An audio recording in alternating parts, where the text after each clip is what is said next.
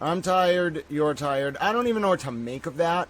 All right, that was the craziest thing I've ever seen in my entire life. Let's do a recap, and then I'll end this stream. So, folks, my name is Grant Smith Ellis. If you missed it today, the Massachusetts Cannabis Control Commission, for lack of a better word, went into absolute righteous chaos. I say righteous chaos because it kind of bubbled up to the surface, okay? You had Chair Shannon O'Brien recently returned to the commission after prolonged absence and after winning a lawsuit that confirmed her firing by State Treasurer Deb Goldberg was not lawful. So O'Brien is back as chair. And Commissioner Kimberly Roy and Chair O'Brien were talking.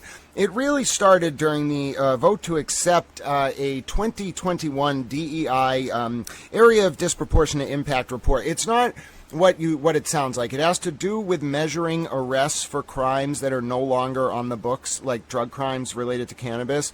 If you had a lot of arrests in your community for those crimes, then you can qualify for certain programs through the state. Now, this is not really a race-based issue, okay? The social equity program under 935 CMR 500.014.17 A through C, to be specific, that's not really a race-based program. There are no race-based criteria in the social equity program, and the area of disproportionate impact is just one way to qualify. Now, the economic empowerment program, which was a statutory codification that was only open for a period of 2 weeks in 2018 or 2019, that did have a race-based requirement, but even if you look at the 6 categories that enable you to obtain economic empowerment status, there is a way to get 3 of the 6 without relying on the race-based criteria. So I think, I'm not a lawyer, this is not legal advice, but what folks should understand just at its baseline is the Commission's social equity and economic empowerment structure and its analysis of the areas of disproportionate impact that tie into those standings and criterion. All of that was written by constitutional lawyers, okay? The original commissioners, most of them were lawyers, former legislators. All of them, outside of Chair Hoffman, basically, were constitutional lawyers. Not just lawyers, but constitutional lawyers. Constitutional lawyers are a specific kind of lawyer that think about statutory construction from the perspective of preemptive juridical challenge. They're thinking about how adverse parties to the regulatory codification of the statutory construction could challenge its constitutional validity, and so you're designing the regulatory schema in a way to ward off those challenges by way of ensuring that its structure is constitutionally permissible. Now, that's kind of a sub-issue of the larger area of disproportionate DIA report, okay, not DEI. There's so many acronyms these days. DIA report. Now, this report was compiled and put together with a budget of over $200,000 in 2021. Dr. Julie Johnson, the Commission's esteemed Director of Research, one of the most excellent public health researchers in the United States, in my opinion.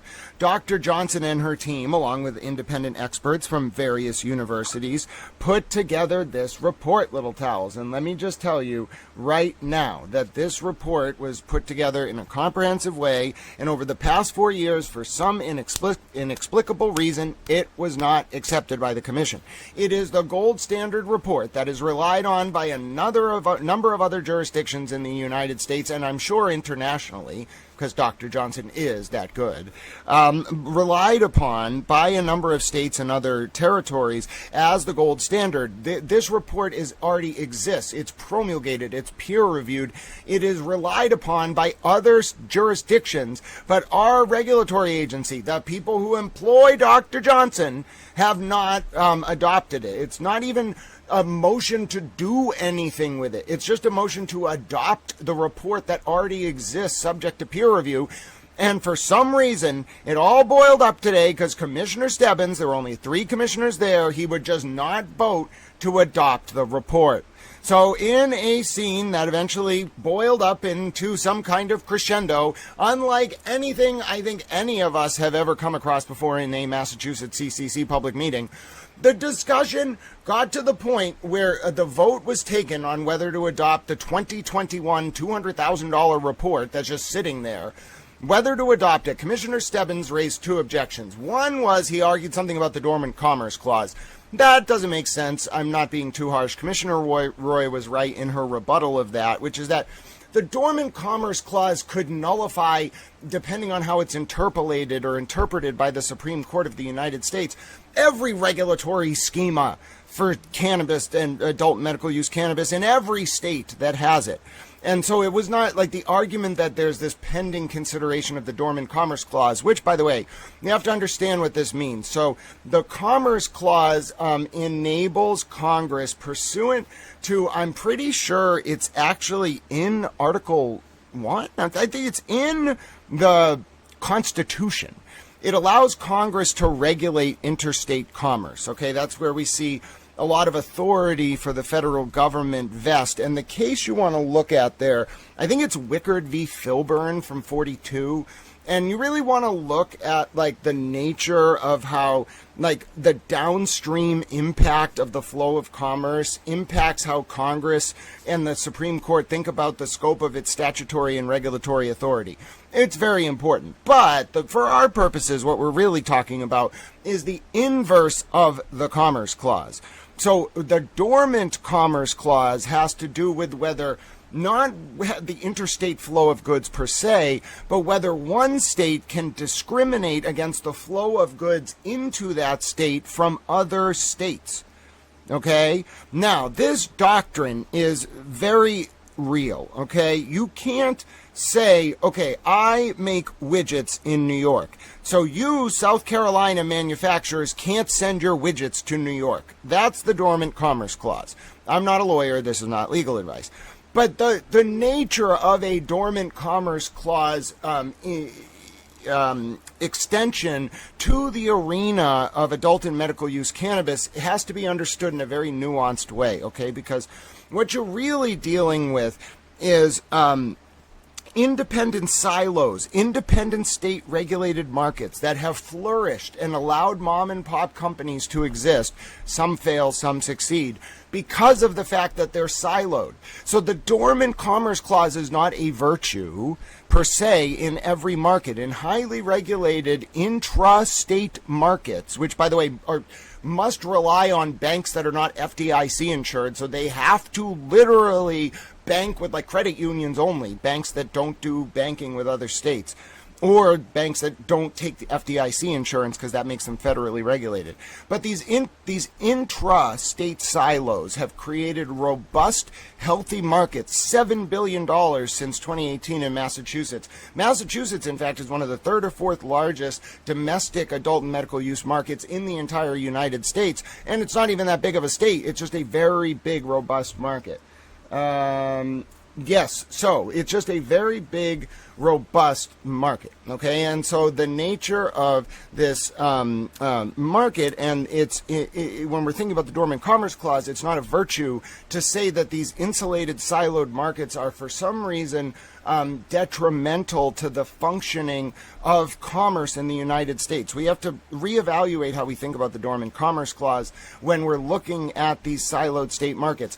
At best, if we're thinking about federal descheduling or legalization, what we should be looking at, and Shalene Title talks a lot about this in her scholarship, one of the former commissioners and someone I respect a lot, former Commissioner Title talks a lot in her work about how you could have interstate compacts, like regional compacts, to strengthen the markets. But if you just allow 50-state interstate commerce with Dormant Commerce Clause protection, you're going to see a centralization of the market in a way that's negative for consumers, negative for staff, negative for labor protections, negative for antitrust protections, and fundamentally silos the market into the hands of a few corporate actors, which is exactly what the well-built and strong state-by-state regulatory foundation has been designed to build up. Why would you undo all that work? It's generating revenue. It's recession-proof. It's a drug. People are going to use it, especially when times are hard. Why would you ever destroy that? And no, we cannot just hand it over to the largest corporations, because that will undermine the functional efficacy of the market. It won't be helpful for the next 10 to 20 years to have market centralization. It will hurt because it will become a scarce commodity with higher prices. You want to flood the market. with a lot of craft. We have a chance to create an inverted market where instead of 5% of the commodity being supplied by large industrial corporate interests, we can create an inverted yield curve basically and have like 40 to 45%, although that's really pushing it, depending on how you subsidize it. And we subsidize agriculture, so of course we can subsidize this.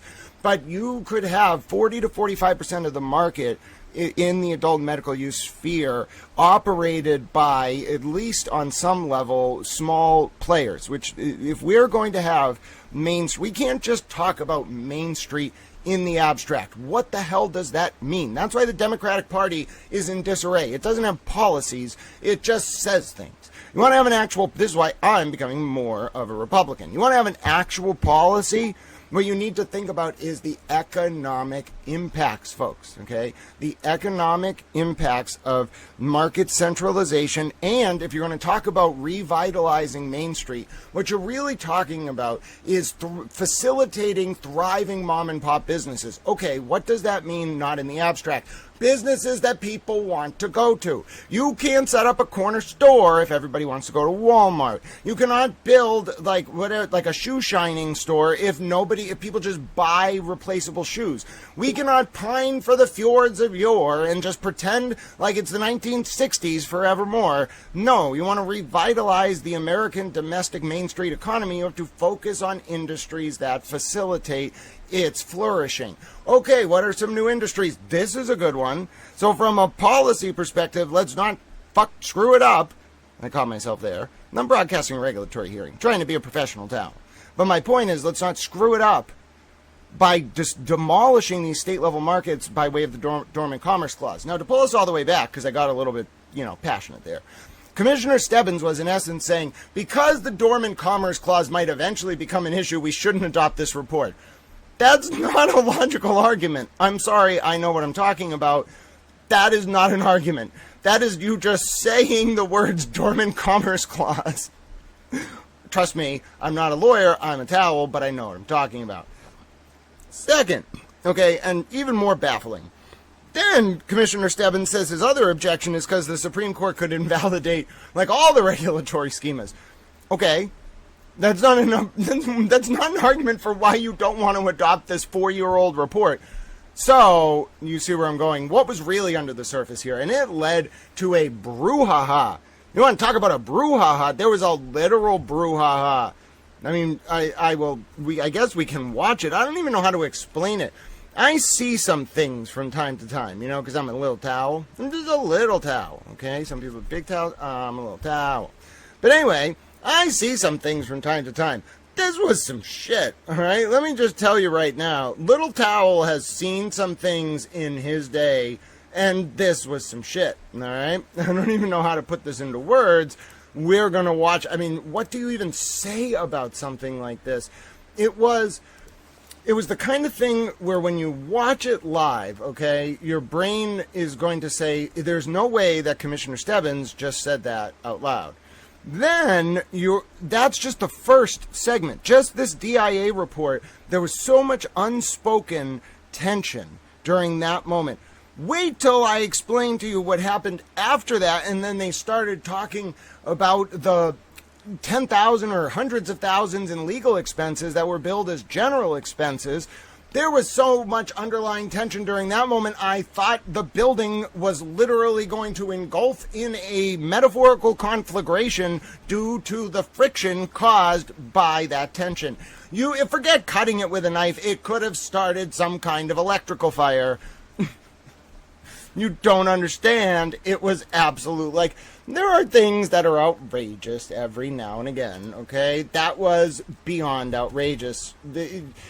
They got into a discussion, the commissioners, and I know a lot of you will want to read between the lines and try to understand what they were saying. I'll try to parse it out for you. What I think happened was there was stuff that the commission staff, the legal team in particular, wanted to do that they didn't want the commissioners to know about or didn't want certain commissioners to know about. Now, you might be saying to yourself, Grant, they work for the agency. What the hell do you mean they just had these things that they didn't want the commissioners to know about? Well, if you think about it, Shannon O'Brien was basically taken out over the past, 3 years at a certain point before she came back. Well, I wonder if maybe some of those resources that were being labeled as general billing for confidentiality purposes were maybe to do with looking into things that commissioners wouldn't have approved of. Now, you can't do that. The commissioners are the ultimate authority. You, as staff, you can't investigate the commissioners. We have an OIG for that. But let me show you this moment here. I had to actually download the video for you. It was a moment, all right? I've seen some moments in my day. I'm a little towel. But this was a moment, all right? So this was the moment. You're going to see the discussion about the disproportionate impact report. I don't even know if we can rewatch the chaos about the missing or what the coded general billable legal dollars. But let's watch this video first. Does accepting this $200,000 report, which we've had 3 years to review, 3 years to question, does that stop us in any way from having additional conversations about the census tract, about what the Supreme Court could? Just yes or no. That's all. I want a yes or no answer. And I'm sorry, I can't provide a yes or no. Okay, thank you. Commissioner Roy. Yes, I'm going to move the question so we can vote on this report. But in the meantime, why are we making perfect the enemy of good? Which I don't understand, with hypotheticals that don't exist. Regardless of how the Great Brook Valley Census Tract did not get in the report, that was a clerical error. It didn't get in, but we had the discretion to add that well, regardless of how it didn't get in, we had the discretion to add that census tract. That was our discretion. We can add more census tracts if we come into more information. But why are we?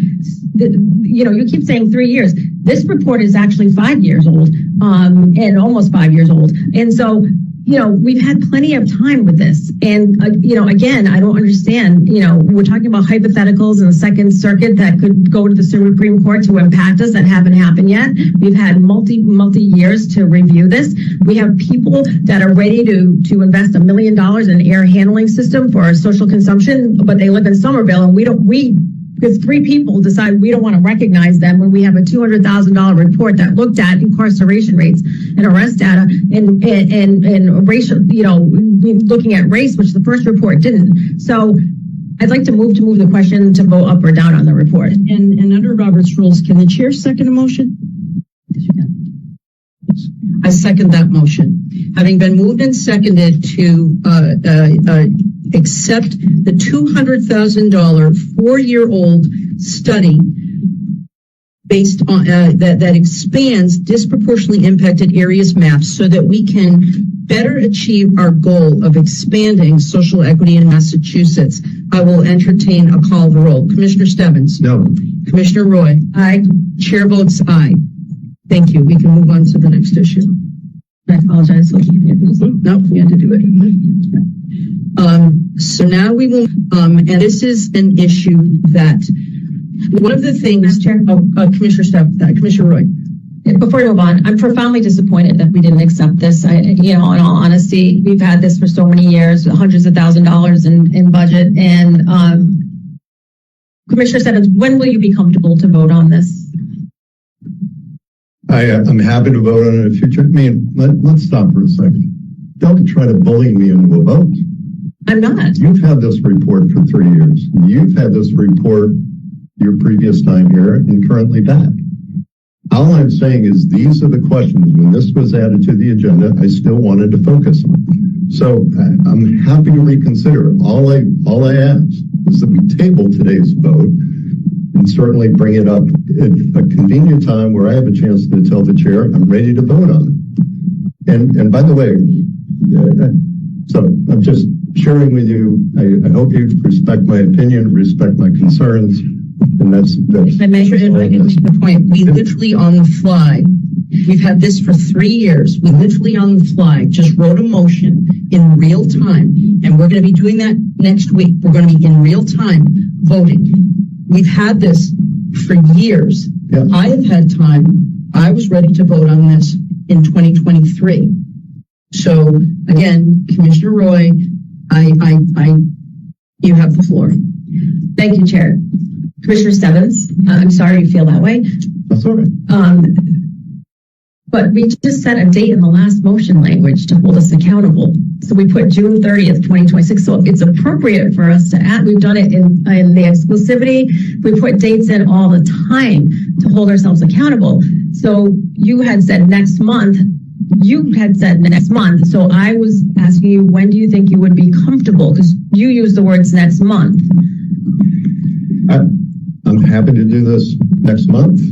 I mean, the agenda is at the discretion of the chair. So I can tell you, then I will, what we will do is we will add this to the agenda for October 23rd. So I don't see Matt Jean Coley here, but this will be added to the agenda for the 23rd. Okay. So again, you have voted no, it goes down, but I will put this back on the agenda for the 23rd. Okay, so we can move on. So good handling there by the chair, in my opinion. Got tense there. I think Commissioner Roy, I mean, she didn't say it. I suspect there's something underlying that. I don't know what it is. It's not I'm not going to pass judgment on who's in the right, who's in the wrong. I don't know what is going on. But I do know that there must be something under the surface there, because they were not talking. Listen, I am an animated little towel. I love the Dormant Commerce Clause. Outside of Shalene Title, I think I probably know the most about the Dormant Commerce Clause. I'm not tooting my own horn. I just really like the Dormant Commerce Clause. Never in my life have I got so animated about the Dormant Commerce Clause that I got into an argument with someone. Never. Not even the most intense debate I've ever had about the Dormant Commerce Clause did not involve me telling someone not to bully me about it. So I don't think that. Listen. I am uniquely qualified to analyze this. This is for the recap. And I'm telling you, I don't think that was about the Dormant Commerce Clause. There's got to be something going on with that DIA report and why it took 4 years and what's happening and what it really is about and who was involved in the report. And I think Commissioner Concepcion and Commissioner Camargo were involved in it. Commissioner Camargo's now gone. Commissioner Concepcion's just not there. Nobody really knows why. They don't want to talk about it. Okay. So what's going on? Is this about the report? Is it about the Dormant Commerce Clause? Is it about the people involved in the report? What is it about? And normally when I am asking these questions, I'm thinking about it in real time, and I'm realizing it's probably all of these things. But I highly doubt that the actual impetus for Commissioner Roy and Commissioner Stebbins being at emotional odds in a way that I've never seen in 7 years watching the Cannabis Control Commission was as a result of the Dormant Commerce Clause. And listen, I'm trying to really get in to the mind of someone who loves the Dormant Commerce Clause. I am a towel who loves the Dormant Commerce Clause. That was not about the Dormant Commerce Clause, all right? I'll stake my towel hat on it. There's something else there. I don't know what it is, but that never happens. They never just yell at each other. I don't care what you're debating, what it's about. They don't just yell. It doesn't happen. It's not a thing. All right, so my name is Grant Smith Ellis. Now let's watch, while they're in executive session, let's watch the other ridiculous thing that happened, which was this. I don't even know how to describe this one. For some reason, there were lots of legal bills. It's unclear exactly for what purpose. It seems to be some kind of investigation either of O'Brien or leaks or something. It's very hard to put together. But clearly, there was something going on. All right, and there were some people who had some concerns, and those people are Chair Shannon O'Brien and Commissioner Kimberly Roy. So let's listen to this. In-depth issues of research. There have been some questions that have been raised about we don't want to share private or personally protected information. Yet, when I have reviewed the legal bills, you can clearly see that individuals who are the subject, in particular, some of the separation agreements, we literally put persons' names in there. So I don't know how that is protected, who is it that is making the determination when we have $80,000? I think it's more. Is it more than $80,000? What is the, Commissioner Roy, how much? In general matters? In general matters. $90,995. How much? $190,995. Wow. So out of our three, out of, is that 2 years or what? The last 2 fiscal years. Okay, so our entire budget last year was $100,000, and a significant portion, the majority of that, was described as general matters. So I would ask the general counsel to explain, A, we understand that the budget was tripled. We understand that it's $200,000 that is going to general matters, which the public can't see, and it's $200,000 that did not go to our fully robust social equity program. General counsel, if you could just answer that question. I'm sure I'll defer to the executive. I'm asking you the question. And again, I'm asking you the question because I believe that you are the person who approves legal budget?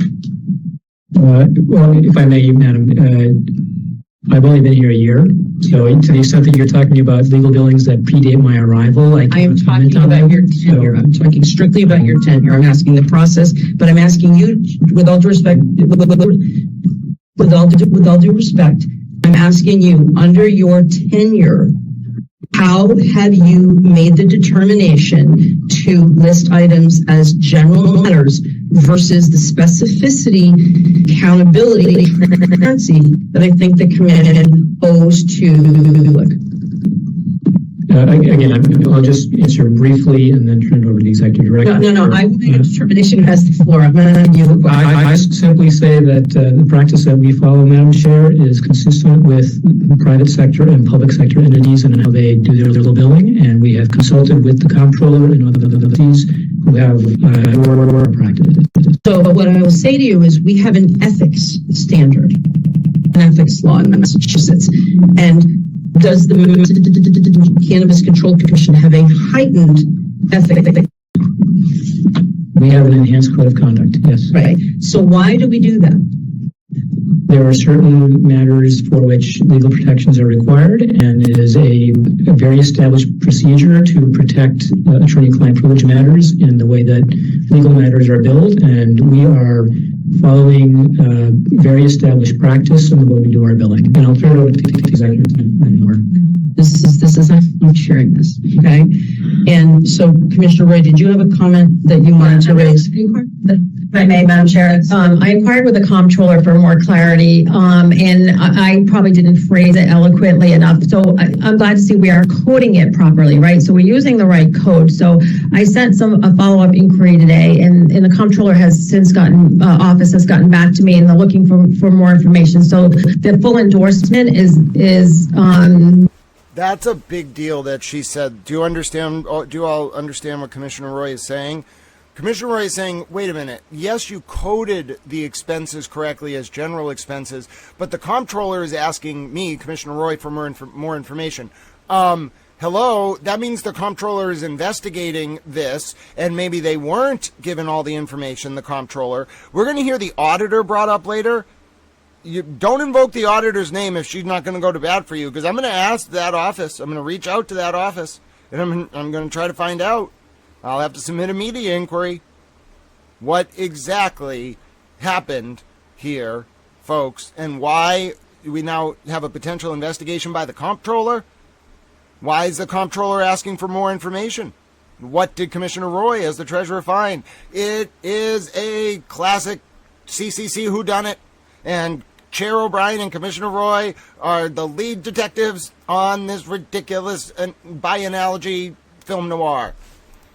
not there yet. So I have to provide some more information to the comptroller's office. So I guess what I'm asking about is, this is a transparency question as treasurer, and I understand the need for confidentiality, and I understand all of that, but it's not consistent. It seems certain matters were general matters, and a lot of the invoices that I approved and looked at, and I sign off on the monthly memo, did have names and did have the subject of the legal matter. There was a particular matter that seems to be under the opaque veil of general matters. So who decides when triaging it? Is it general matters under the opaque veil, or do we list Susie Q and what the matter was, because a lot of them did have the employee's name and a lot of them did have the matter, but then there was one matter that's I'm surmising that all went under the opaque veil of general matters. So the consistency, if someone can explain the inconsistency, that would be very helpful as treasurer. And general counsel, again, you do not get to direct the floor. The question is for you, because are you the person who approves legal? Are you in charge of oversight of our outside counsel? If I may, the questions here relate to billing. And as I've stated before, the billing practices that we have adopted are consistent with those of other public sector and private sector entities. I've asked a very specific question. Do you direct the work of outside counsel? Again, we had a budget of $100,000, which was established possibly prior to your arrival. I believe that most of that tripling has fallen under your authority. But the question that I'm asking is, are you responsible for managing the legal budget? Is that yes or no? I along with the CPO, have authority to approve legal expenses. Okay. And so who is responsible for making sure we're living within our budget and protecting the taxpayers' resources? That would be a combined responsibility of the executive director, the general counsel, the CPO, CFAO, as we look at the needs of the commission and the budget that we have. Some of the things that you just referenced predate my time, and this notion of tripling of the budget happened before my arrival, so I want to correct the record on that. But I do want to state that the expenses are very thoroughly analyzed, and we undertake work that is required of the commission to protect the commission's interests. So who makes the decision about what the general public can see and what is hidden? Because it appears that there are almost two sets of books. There are ones that are available to a handful of people inside the commission, and then there is a lack of transparency for other senior commissioners' leadership. So who is the person who determines the labeling of the bill as general matters? Who makes that determination? Do you make that determination? If I may, no. That is a matter between outside counsel and the commission. It is, again, reviewed by myself, the ED, CFO, and CPO. If I can just finish the thought. Allows the outside counsel to send something with so little specificity. As I said before, this is consistent with practices of other agencies and in the public and private sectors. Again, and determines whether or not the bills from outside counsel are appropriately transparent and honest, and that we have one set of books that are publicly available. Sure, that's a question for me. I'm asking our general counsel, do you oversee and review and manage the budget of outside counsel? Do you do that? I, along with other senior executives, including the executive director, who has more context on this issue than, and I'd encourage you to recognize him so he can provide that context for you. In addition to that, the CPO and the CFAO also have oversight authority, and we ensure that the expenses that are undertaken are prudently taken, are necessary expenses, and are done in the best interest of the commission. Okay, getting to the prudently undertaken. So if the commissioners are not provided with transparency, who gets to determine what's prudent and what's not? If you could just answer that question, because I've just heard of prudent, and yet I think that this is a lack of transparency, that the commissioners, we vote on the budget. We vote on the budget $100,000, and then it's $300,000. So who is holding our outside council to the standard of transparency so that when the commissioners, how do the commissioners, after that money has gone out the door, after our social equity program is not fully funded, how do we know that those taxpayer monies, those public funds are being properly spent? And if you could just address that. If I may, I'd like to review the process as a whole, which I think would be helpful for a variety of stakeholders. So, Cannabis Control Commission utilizes external employment counsel, as all other state agencies do as well. And we have multiple types of engagements that are used. Morgan, Brown and Joy was a firm that was previously used and engaged on employment matters for the commission. That contract expired on September 30th, 2025. An RFQ is in the planning stages with the CFAO, CPO, GC, ED, and the commissioner will be involved in that process. And that should be undertaken in the next 3 weeks. Separately, we do have Attorney Kathleen Burney and Hirsch Roberts Weinstein, which is the Commission's attorney of record at MCAT, but also has a general scope under other employment law-related matters, which will be utilized during the course of that RFQ. The question was brought to the CFAO and myself regarding the appropriateness of using the term general matters by the Commission's treasurer on legal billing, given the intent to review billing prior to approval. A response was provided, which I provided not just to the treasurer, but to all of the commissioners, that where general matters is used on the recorded bill, there is also an associated detailed bill that is filed with a limited circle of the CFAO, General Counsel, CPO in the case of CBA-related bills, collective bargaining bills, and the executive director. So that is the tight circle. The alternative to this practice is a redaction of the detailed bill. So from a transparency perspective, it is getting to the same general point, which is either general matters or redaction, both of which are acceptable and considered within the framework of best practices, which the CFAO, GC, myself had confirmed with the comptroller. Additionally, as the Commission's treasurer just mentioned, she had sought feedback from the comptroller's office and confirmed that the practice of keeping the detailed bill on file when referencing the bill in the state system, which is MARS, is appropriate, although there was a clarifying question that was sent earlier today, so I will report back on that. Additionally, as it relates to the need to audit the bills, which was discussed at the September 11, 25 meeting, it should be noted that the detailed employment billing, which I believe is the question at hand here, was provided to the appropriate party for review, which is the state auditor's office, and no concerns were raised with the employment billing practice that is being discussed right now in the report that was published this year. Commissioner Roy? Yes, and thank you. That's helpful, Mr. Executive Director. Could you, the tight circle, can you repeat the you said okay, and is the CPO only with collective bargaining? Generally, the CPO is signing off on the collective billing specifically. Okay, it's so helpful to understand this process. So the detailed goes to you, GC, CPO only if it's collective bargaining? She's signing off on the collective bargaining. Okay, and the CFAO gets what? Detail billing. Okay, it was my understanding she did not get the detail. Could I actually ask the CFAO to come up and help us suss through this? Okay, so CFAO gets the detailed bills. Okay. What we reflect in MARS, which is the state's system, is the bill number.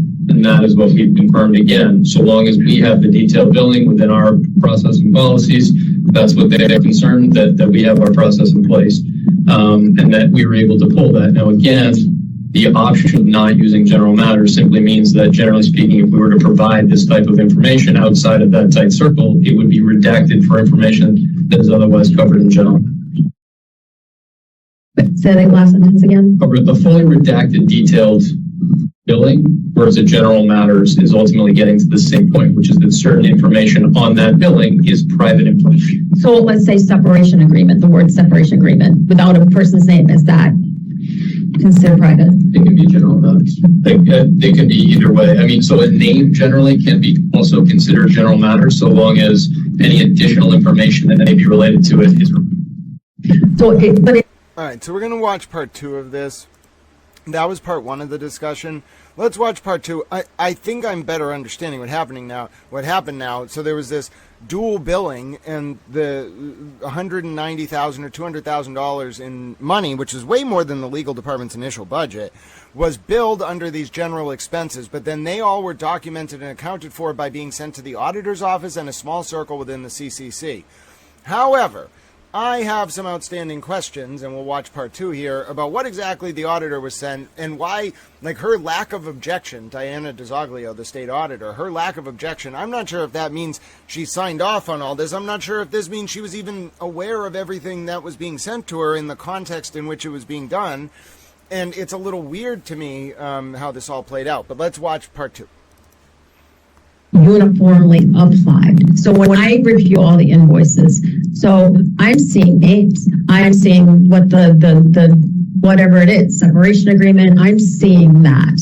And then I get a tranche of that totaled up to 190,000 that says general matters. And for instance, so we had $100,000 budget, we went up to 300,000, which we should probably come back to. This is another conversation. Come back to the board when we see we're going to exceed something like that. We spent between investigations and outside counsel on a litigation that we probably should have been Switzerland or agnostic on. That cost $115,252, and we probably should have. We weren't a party to this litigation, and we probably shouldn't have, exhausted these resources. And the other point is, in January, we gave the general counsel the authority to file a motion to intervene in the theory et al. Wellness case. In August of 2025, we revisited that to keep it so it would save you time coming to us each time, that if it was HCA related in conjunction with the executive director and the AGO, you could then file a motion to intervene. But on May 29, 2025, you filed a motion to intervene unrelated to HCA's without our authority. General counsel, if you could respond to her question. I believe, just for the record, this must be, I don't know how this fits in on this agenda topic, so. I believe that's item number 4. Well, the $300,000 in legal, it does fit tangentially, because the $300,000, we exceeded $200,000 by our budget of $100,000 by $200,000. That doesn't even include your time, general counsel, to work on something that we weren't a party to and file a motion to intervene that we didn't grant you the authority to do. So again, so that's even dollars not even quantified. So it's higher than $300,000. Again, so back to the original discussion, all we're looking for is consistency, and no one's answered the question yet. Why are some general matters and others have names and legal subject matter? That's the real question too. I would love to get an answer to. If I can sort of direct the question to the CFAO, it is my understanding that everything was not fully transparent to the CFAO. That was my understanding. So can you explain, was this fully transparent to you? Did you see both sets of books or only one set of books that had general matters? Initially, when I started, finance was just getting the summarized billing. Additionally, once we started with the state auditors, we realized that, and again, that was just a few minutes after I had started, that finance was not getting the full thing. So I had requested from the firm to make sure that finance was getting them just from an audit perspective. So we would have that. What month would you say that was? The Commissioner Roy, the floor is yours. Yeah, what month would you say you started getting the detailed bills? I'm not positive. I would have to double check. Yeah. Probably Summer. No, earlier than that, maybe March of this year. March. Okay, so then I was not under the wrong assumption that you were getting general matters. Originally, you were getting general matters. Originally, yes. And then you were brought into this tight circle based on feedback from the auditor. No, not necessarily. No, the auditors were requesting invoices, and when I had gone finance, we did not have some of the detail there. Oh, yeah. So then I requested. You requested it. Okay, that's really helpful. Thank you so much. All right.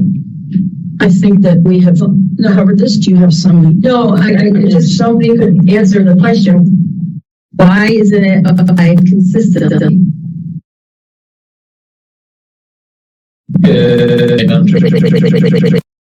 I think in the examples that you've sent to me, which, again, you and I worked through quite a few questions on this and spent time, and we've involved obviously the comptroller to make sure that everybody feels comfortable here, which is my intent.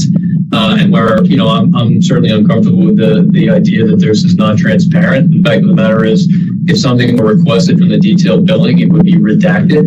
And so generally speaking, the way that I reviewed and the way that I have reviewed the sort of items that refer to the same dollar amount with a general matters bill or a detailed bill is that the things that would, if there would be a significant amount of redaction in a bill, it is simpler administratively to have a general matters bill rather than requiring us to redact all of the information that may be requested through PRR or for any other reason. And so from an administrative standpoint, again, reviewing this is the difference between, from a transparency perspective, is nil, where general matters or a redacted bill is the same outcome. And I think, the other question that you and I have reviewed previously is where a bill simply states the name of the employee.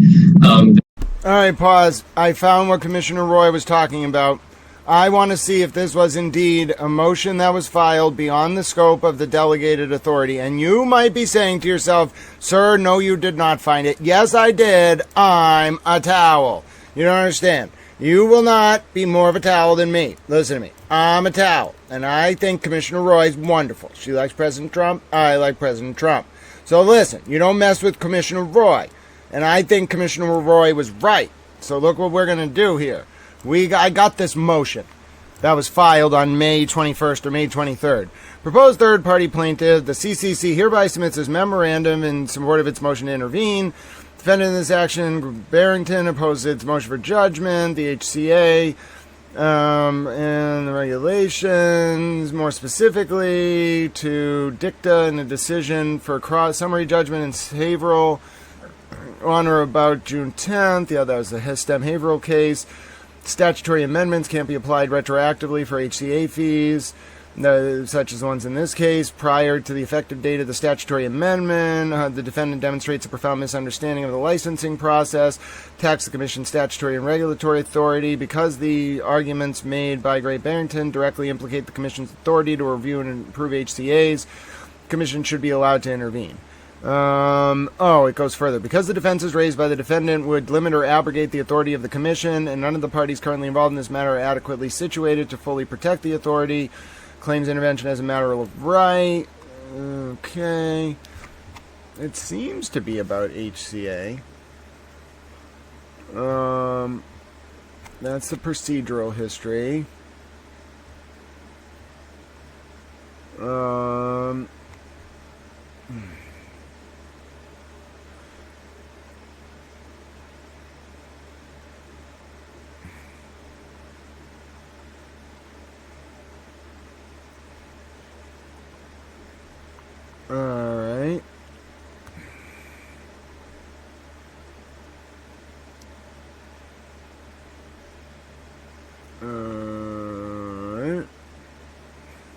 I guess it's I don't know. Maybe I don't understand the initial delegation vote, but it's kind of about moving to intervene about HCAs.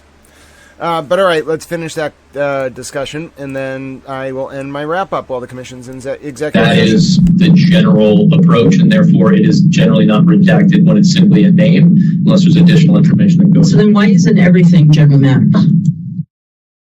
Because again, when a bill comes across as related to answering a question for a specific employee, listing simply that the question was related to the employee meets the needs of what we have to have on file, but doesn't require us to redact on that bill, and therefore it doesn't need to be a general matters. It can be simply a name, which I think is the examples that Commissioner Roy and I have reviewed for the most part. But do we allow our outside counsel, or do we tell have we told our outside counsel to submit bills as general matters? Was anyone ever directed? Did anyone ever direct our general counsel to specifically use general matters versus a level of billing that had specificity and transparency? Thank you, Madam Chair. I would be happy to look back. I think it would be for the tenures of the three people you have in front of you. I think the The one question that was posed to me that I did look into with the CFAO was whether this practice was changed in 2023. Certainly general matters dates back to 2021, which the CFAO pulled previous bills for. So I'd have to go back quite a ways in order to answer that question, but I'm happy to do that. I'd love to see almost an audit of from 2021 through 2025, what the percentage of bills that were stated in the non-transparent fashion of general matters, because that will help us to determine whether or not we made some decisions to not be transparent. So, Commissioner Roy, do you have any other? Yeah, I mean, this is about learning from the past. Like, why did we blow through 100,000 up to 300,000? Just as I've done in other areas as treasurer, right? The internal controls, we worked really hard to tighten those up. So, like, I've singled out a lot of areas. So I don't, please, like, this is one of many areas that I have singled out as treasurer. When I first started as treasurer, I came to my realization that SOPs weren't being followed or reconciliation, and we had issues with collecting prorated fees. I mean, there have been other areas that I have focused on, and now this is just one of many. And looking at SOPs and trying to understand what our CPO versus our GC authorizes, and then reading in the comptroller's, the handbook provided in the email. So in order for the GC or anyone to approve, they have to have a certain recognition in the system, and so want to make sure that everybody has that. That make sure that our GC has that to protect him, right? To make sure he has that, what he needs, that designation. You have to have a certain designation to even approve. You have it, Debbie has it. So I'm just looking at, making sure we dot our I's, cross our T's. If it feels uncomfortable, I don't mean it to be, but it's a necessary conversation, because this is, as you see, we can't fund our social equity program to its fullest extent. We have a hiring freeze.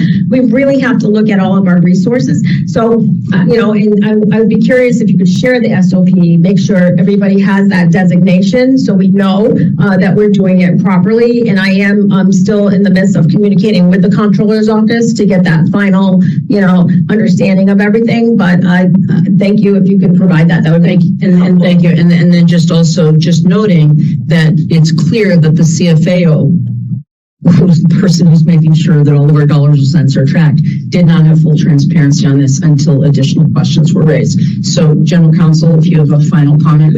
Thank you, Madam Chair. I just wanted to respond to Commissioner Roy's point about the proper coding with respect to the Comptroller's Office. Yeah. I believe they have responded in the affirmative that the coding was done properly, but maybe I'm missing part of that conversation. Commissioner Roy. Yeah, and yes, that's accurate, but it was HH, I believe, but that's not what I was asking. I want to make sure you have the proper designation, because you're approving the non-collective bargaining. So I want to make sure you have that. Even if you don't go into Mars, you still need that designation to prove. So I think that the bottom line is the coding can be correct, but the opacity is not.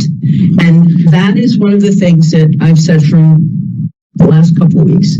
We're going to follow the laws, we're going to follow the statute, and we are going to be accountable, and we're going to be transparent. Again, I'm going to turn it over to the executive director. Thank you. I'm going to turn it over to the executive director for his final comments, and then we'll move on. Oh, I think that did a good job summing it up. It's not that the 190,000 was not coded correctly. It was that it was opaque, or it was not transparent enough.